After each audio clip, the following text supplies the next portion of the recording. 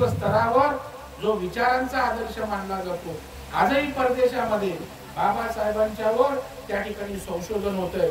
आजही बाबासाहेबांवर त्या ठिकाणी लोकांचा अभ्यास त्या ठिकाणी होतोय की काय हे रसायन होतं, काय हे व्यक्तिमत्व बाबासाहेबांचं होतं।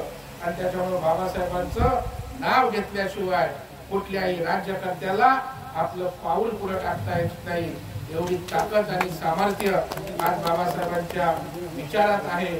म्हणूनच पंतप्रधान नरेंद्र मोदी साहेबांनी आपण बघा की संविधान दिन या देशात कधी साजरा केला नव्हता, संविधान दिन त्या ठिकाणी साजरा केला। बाबासाहेबांच्या पदस्पर्शाने पावन झालेली पंचतीर्थ होती ती त्या ठिकाणी विकसित बाबासाहेबांची करतात। परदेशात लंडनला बाबासाहेबांचं घर होतं, हे सरकारने घेऊन त्याला स्मारक केलं।